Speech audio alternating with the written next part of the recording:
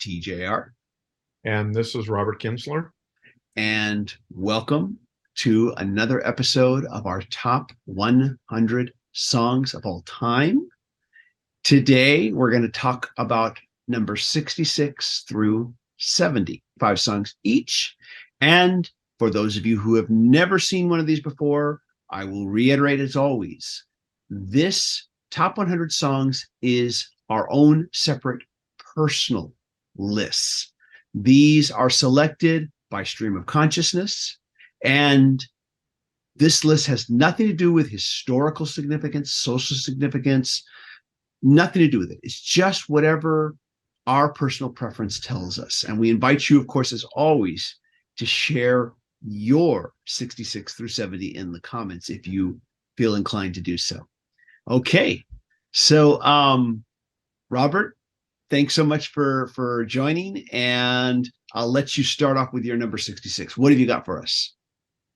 Well, great. Well, I'm really excited, as usual, when I get to talk about my favorite songs of all time.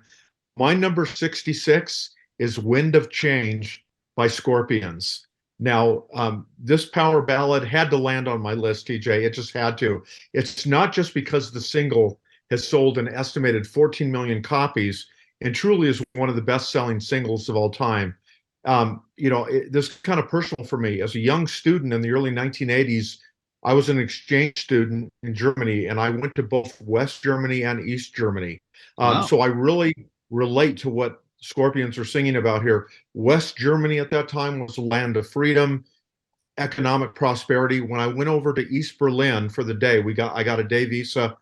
TJ, you couldn't have believed, it was literally like you went back in time. People lived in the housing looked like these just barren concrete buildings. I had students, young people running up to me, offering me anything for me to take off my jeans. They wanted my blue jeans so badly. They were offering me East German money, which you were not even allowed to bring out of the country when I left, and it was worthless. I mean, Yeah. so the Wow. 8 or 9 hours I spent in East Germany were over 40 years ago are forever forged in my mind. And that's what this song was about, with the reunification of East and West Germany. Scorpions, who are Germany's best known band by far, they wrote this song. And this is just an incredible song, conjures up for me images of the Berlin Wall, which I saw. And it's just a very, very dynamic song. And I have to tell you, TJ, I looked at, and the video for Wind of Change, the official video, it has more than 1 billion views. So I'm not the only one that loves this and has been impacted by it. Oh yeah, it's a great song. And it was remarkable at the time.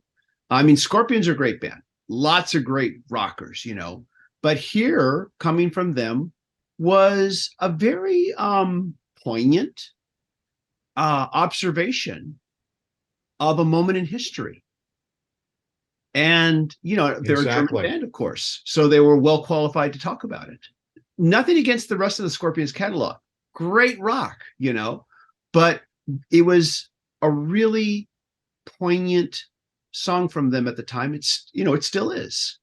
And I know we Yeah. say at It the still beginning of each one of resonates. these, we're not looking at historical significance, but there Right. is some historical significance, as it turns out, just by happenstance. And that's happened on these shows before. And for me, as to reiterate, when I hear the song, which I love to pop it in, and listen to it or stream it or something, it does transport me back. So like you said, it's political, but it's also personal because of what I experienced being an exchange student in Germany, all those many years ago. And but it's a great song, and I have seen Scorpions in concert, and yeah, they're a great band. They rock too. Yes. So what's your number 66, TJ? Well, I am going to discuss a song entitled Perfect by Alanis Morissette off of her humongous selling album, Jagged Little Pill. And of course, this was, of course, her big breakthrough album in the 90s. This album spawned a lot of hit singles. You Ought to Know, Hand in Pocket, Ironic. But Perfect is one song off this album that no one really talks about ever. And maybe I like it a lot because it's like this little orphan child that nobody wants, but also it's just a fantastic song. It's tremendously powerful, and it could be maybe for some people painful to hear, not because the music isn't good, the music is great, but because of the painful emotions it deals with. It is about being the child of parents who want to live the success that they didn't have through their children. In the past, we've used the term showbiz parents, to describe this type of parenting, where the parents are living vicariously through their kids because they didn't succeed as a baseball player or an Olympic athlete or an actor or actress, or as a musician, that they push their kids to excel at this so they can live through that. And that's what this is about. It is sung from the point of the view of the parent, interestingly enough, rather than the child who has to face this every day. It opens very softly, and Alanis Morissette sings it very tenderly, as if we're hearing this sensitive love song. And she sings very gently, sometimes is never quite enough. If you're flawless, well, then you'll earn my love. And you hear this, there's this, she's singing it really tenderly, but, if you're flawless, well, then you'll earn my love, versus I will love you unconditionally. You have to be flawless, then you get my love. And so there is this very dark aspect underneath to this sensitive way she's singing it, as if she was singing a sensitive love song. The rest of the lyrics are, don't forget to earn first place. Don't forget to keep that smile on your face. And as it builds, the lyrics get uglier until at the end of it, the parent is screaming, and she's screaming as she sings the line. So she builds her vocal performance up from sensitive to where she's like yelling at the kid. As it builds up to its peak, she's screaming, "Why are you crying?" And it's so powerful. It's so gut-wrenching. It can make you feel very emotional. So I just wanted to talk about this song. I went on for a bit there. PJ, when Jagged Little Pill came out, you couldn't turn on the radio without hearing a track from the album. You just couldn't. But I have to be honest, I had not heard Perfect until you mentioned to me that this was going to be on your list today. I listened to it, and you can really hear Alanis is tapping into some really deep emotion and experiences in the song. And I agree with everything you said, and obviously you've listened to it much more, but I found it on my initial listen very powerful. Glad you liked it, and hopefully more people will check it out. So let me turn it back over to you. What's your number 67?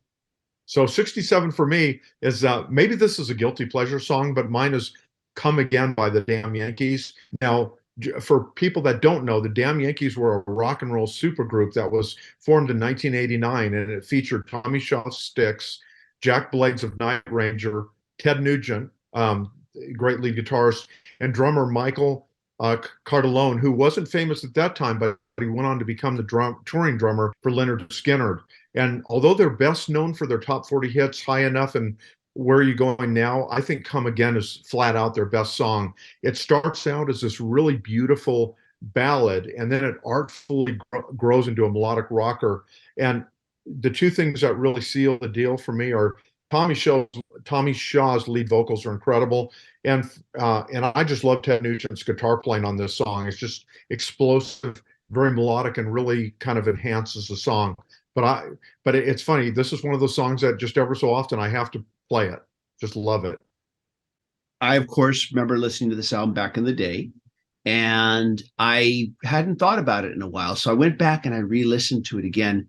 And it's like, oh yeah, great rocker. I think this song, of course, it was an 80s, but it feels very 70s. And I also think it feels very 70s Styx. Of course, you got Tommy Shaw singing lead vocals, but I think musically it feels like a rocker that Styx would have done. Of course, then Ted Nugent gives it that extra heft, Yeah. Just how he plays guitar, he's just going to give it that extra heft. It's been a long time since I've heard this one. I was glad to hear it again. I don't know if it would make my top 100, which is not to say it's not a really good song, because it's a really good rocker. So yeah, great pick. So my number 67, well, as you may recall on the last episode, you mentioned the Doors, Light My Fire. And as once I, heard you were going to do that song, I was like, wait a minute, have I even had a Doors song? And I mentioned that in the last episode, and I knew which song it would be. Of course, if I hadn't done one yet, I was definitely going to have to do this one. And it turns out, no, I haven't had the Doors on this list yet. So it's about time. My number 67, Riders on the Storm by the Doors, of course, off the album LA Woman. I actually did a separate video on this channel that was just an examination of that song's backstory, its history, its musical construction. It never got the love it deserved. So I'll leave a link if you want to check it out. Because I made that in-depth video, I'm going to be brief in talking about this one. I'm just going to say this. Number one, this song has haunted me and hypnotized me since I was a kid. Yeah.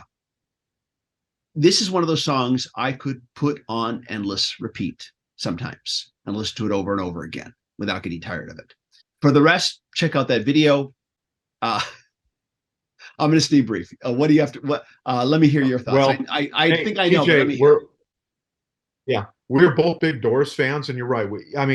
No list, not at least the ones that we're putting together would be complete without the Doors. This is a flat out masterpiece. This song instantly transports you to another place, and it's just totally bolstered by Jim Morrison's incredible vocals and the flawless musicianship of John Densmore on drums, Robbie Krieger on guitar, and Ray Manzarek on keyboards. The Doors almost sound they're one of those bands that you reintroduce to yourself, and it blows you away. Maybe I'm repeating myself, but it's like I feel so thankful that I started listening to the Doors when I was a young kid, and I love them even more profoundly now in 2023. And I'm glad you have this on your list. It's a great song. I had a feeling you'd agree. Okay. So what have you got for number 68? Well, talking about songs that really transport you and are haunting, my next song is "The Wreck of the Edmund Fitzgerald" by Gordon Lightfoot. Now, this was written and performed by Gordon Lightfoot, and this was a big hit for him in 1976. And it chronicles the real life sinking of the SS Edmund Fitzgerald, and it sank on November 10th, 1975. The descriptive lyrics really bring the listener into the terror of a shipwreck. And I mean that if you really listen to this, without distractions, this song can't help but move you. All 29 members of the ship died when it sank. There was 29 crew members. There wasn't a single survivor. Very sad. It's a beautiful and haunting masterpiece. And then sadly, as we know too, Gordon Lightfoot passed away on May 1st of this year. And just let me read quickly just a couple of the lyrics I want to highlight. They might have split up, or they might have capsized. They may have broke deep and took water. And all that remains is the faces and the names of the wives and the sons and the daughters. This is, occasionally real life makes itself into song, and the song is as gripping as the newsreels. But I had to put the song on there, especially in light of Gordon Lightfoot's, sad passing this year. Absolutely. I, of course, can remember being a very young teenager when this song was playing on the radio. For a period of time there, my routine was to come home, go to the TV, turn on and see all the cartoons that would come on after school. That was my routine. But at that point, then my routine came, go home, go to my bedroom, turn on my radio, and start scanning the stations and listen for songs that I want to hear. And if one started, I clicked record on the cassette deck, and this was that period of time when I heard this. That was that period of time.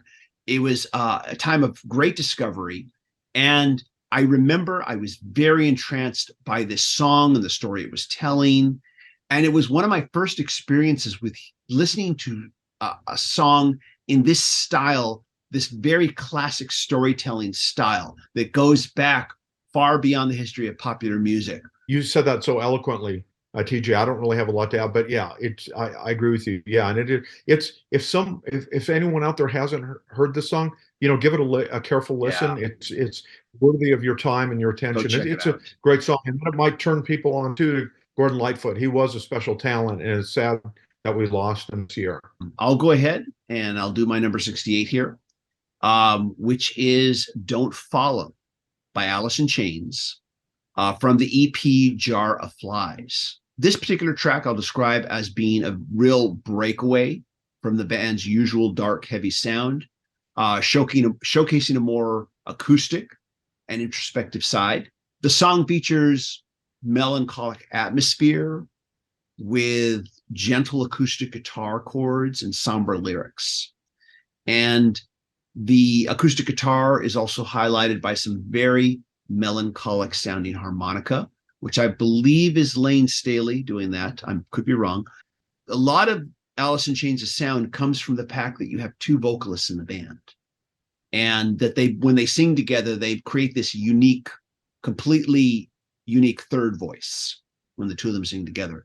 This is one of those rare instances where you hear Cantrell singing solo, Lane singing solo, and then the two of them together. But that is not the reason why this song is so great to me. For me, this song's lyrics appear to be about a man who is going full throttle down a very dark road that can lead to nowhere good, and probably is going to just lead to death. But instead of a rock song, which would normally a rock song would revel in reckless abandon.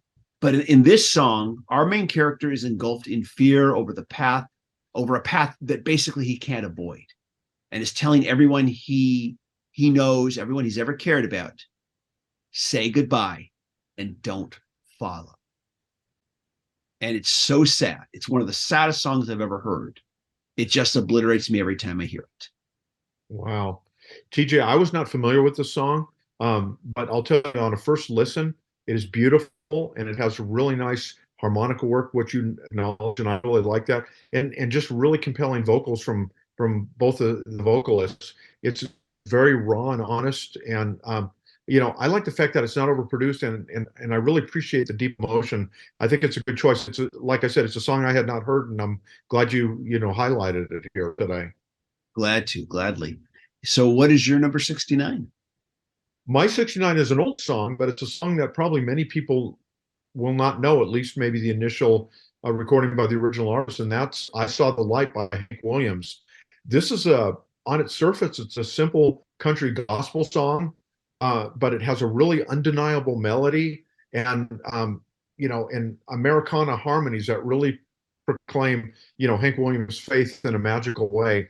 He wrote the song back in 1948, and it wasn't an immediate hit, but over time, it's become one of these really classic songs that many Americana and country music artists have revisited. You'll hear it at like special events, or maybe when artists get together, and it's just a great song. This song is kind of like one of those folk songs that just seems to have always been around, that gets passed down by generation to generation. And I've heard different covers of the song, but I was never, ever, until you told me about this, I was never aware of the fact that Hank Williams had written it and originally recorded it. And that was a real surprise to find out. So immediately after I got your list, I sat and listened and just was like, wow, okay, finally, this is where it started. This is the original version. I was very glad to hear that, and I really appreciate you giving me a little bit of education. Thank you. Great. And so what are you bringing today for your number 69? My number 69. Okay. This is going to be a song by The Who. Probably not one of their most well-known songs. And I think I did that with some of my other Who selections. They're more some of the orphan tracks, maybe. But this one, I think, is starting to gain more popularity as time has gone on. And when it first came out, I remember there was a video for it on MTV. There was a great video, and it got some airplay, but for some reason, people weren't regarding it as a classic at the time.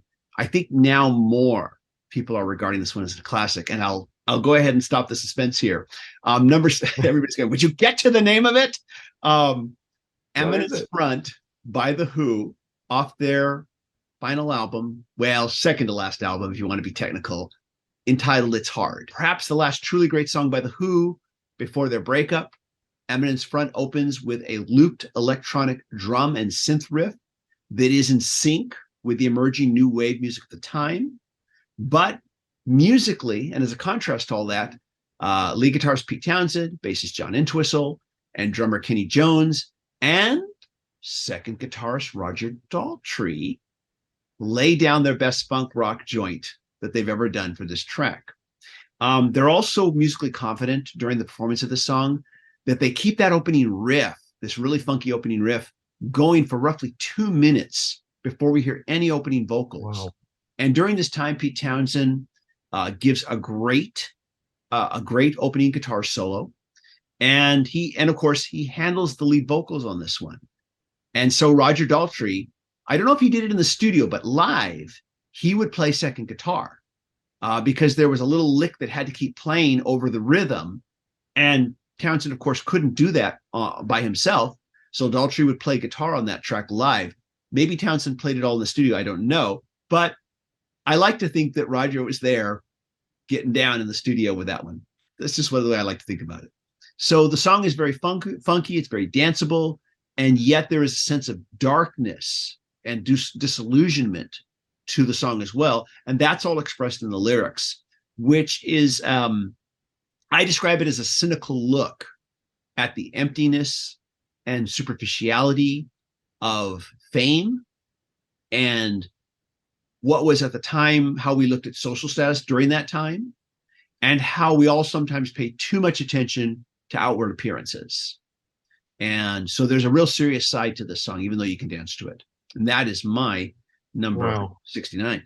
Well, I'll tell you, TJ, this is just a great song. I mean, I'm enjoying a lot of the songs you're bringing to the list today. I love this song the first time I heard it back in the day. I hadn't heard it really, I hadn't thought about it as much as like all the details that you went into. It does kind of add up and makes even, makes me a little even more excited to go back and listen to it again. It is an amazing and truly original song. And there is, like you said, there's a real sense of urgency to the song, to the way it's, to what you're hearing and how you react to it. And yeah, again, it's a great song. Great pick. Cool. Glad you like that. So what do you have for number 70? Now, my number 70, pretty much I'm gonna admit this. I debated whether to bring it because I don't think many people have heard of this band or heard of this song, but I go, I have to be honest, it is one of my favorite songs. And so my number 70 is Still Not Over You. It's by actually an Orange County band that was really big here in the 1990s regionally. And they got signed to Warner Brothers. Ron Nevison, who's famed for his production with Heart and Led Zeppelin, he produced a 5-song EP for them. The sky looked like it was going to be the limit. And then for some reason, and again, this is my memory here, Warner Brothers did not release it. The band asked to be dropped from Warner Brothers, and then unfortunately, nothing happened for them. It doesn't take away from the power of their songs. They had so many great songs. I love a number of their songs, but Still Not Over You is one of my absolute favorites from them. It's an original song. It really showcases the great vocals of Greg Stoddard as a singer and a songwriter. And they had an amazing lead guitar player. I know you and I both love guitar work. His name is Brian Stewart, and just phenomenal guitar work. And despite all kinds of acclaim from other artists and commercial radio, they just never received their day in the sun. And you can find this on YouTube and stream it. So maybe do yourself a favor, look, put in Psychic Rain and then put in Still Not Over You and then check it out. Sure. And yeah, last episode, I brought up an independent artist that I felt not a lot of people would probably had heard of. And so, yeah, I'm glad, like I said, if you like the song a lot, you like the song a lot. Doesn't matter if they're famous or not. A good song is a good song. I, of course, had not heard this before. Sorry to hear about this story about this band. I actually had not heard about this band back in the 90s. And even though I'm in Orange County, like I said, they were still building up their name. And sorry to hear that they just got really close to that. And then it all just didn't happen. And the music. I think they went from Psychic Rain, and I think then they changed their name to Cats and Dogs, and they did some more demos and stuff. I'll tell you the one famous story about Psychic Rain that I remember, and this is going a little bit off the path. Mark and Brian were a really big radio duo at KLOS Radio at the time. They had a lineup with Kiss, Peter Frampton, I think maybe Bob Hope, he was getting up there in years. He performed in the Psychic Rain was on the bill, and Mark and Brian were saying, hey, these guys are going to be huge. They had those, you know, Yeah. they were pushing and pushing.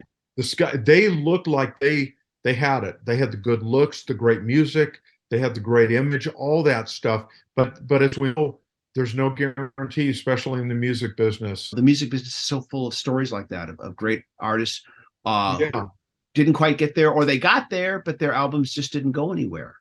And as you and I've talked about over the time, it doesn't, you know, on its artful face, you know, when you look at it as a listener, that music is still as power, you know, even if it didn't sell a gazillion albums, Yeah. doesn't diminish its power with you as a listener. It's great to, I think, highlight some artists like that occasionally, like we do, and really try to Absolutely. introduce them to a few more people. Exactly. Maybe we got to do a special the best bands you've never heard, or the best albums you've never heard episode Right. show, where we just discuss that, and hopefully people will tune in even though they don't know who we're going to be talking about. You know, most people will tune in because they're like, oh, I like the Right. Doors. If you do one about the Doors, I'll watch that. No, so let us know what you think. Robert, thank you for bringing that song here to the conversation. And so now I'll close Glad to highlight with my number 70. And my number 70 is The Low Spark of High-Heeled Boys by Traffic, off the album of the same name. Now, just like I said with Riders on the Storm, this is one of those really sonically evocative tracks that is hypnotizing.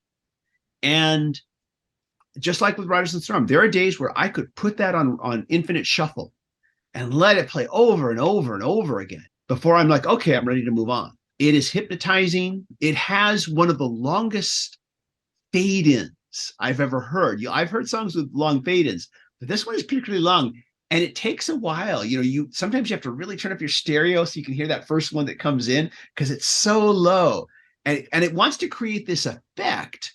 Like, how long have I been listening to this now? It feels like you're drifting into a dream. The way it builds in, and the song's repeating vamp has this hypnotic element added to it by Steve Winwood. He will play the organ at times with a distortion pedal on it. So it gives it this weird otherworldly sound. You don't know, am I hearing an organ? Am I hearing an electric guitar through some kind of weird filter? It really adds to the dreamlike quality of the song. And everybody in the band shines with extended improvised instrumental solos. It's just a real epic track. One of the most epic tracks ever recorded, in my opinion. Yeah, you know, TJ, I don't have a lot to add. You hit the nail on the head with this one. This is a great recording that stands the test of time for sure. And again, there's a reason a lot of these classic rock tracks are classic, and this is another case in point. Absolutely. So that is our number 66 through 70. And the next time when we're back, we are going to do 71 through 60. Sorry, 71 through 75. Excuse me. 75. Yes, we'll do those. And like I said, we're going to keep going until we get to number 100. We're getting closer and closer. So stick around, click like, hit subscribe so you don't miss those. Hit the bell notification so you never miss a video. Big thank you to the patron supporters who do receive exclusive weekly videos not available on this channel, and we'll get a version of this video with audio clips, which unfortunately we can't do here because of all the copyright bots out there on YouTube, but we can do it for the Patreon page and give them a version of this video with audio clips of the songs we discuss. Robert, thanks so much. I'll look forward to chatting with you again about our next 5 songs on this list. And everybody, let us know yours. And of course, we'll also leave a link to the playlist that begins with, 1 through 5, that first episode. That way, if you want to watch all the rest, you can and get caught up. Until then, we'll see you in the next video, everybody. Take care. Bye-bye. Bye, everyone.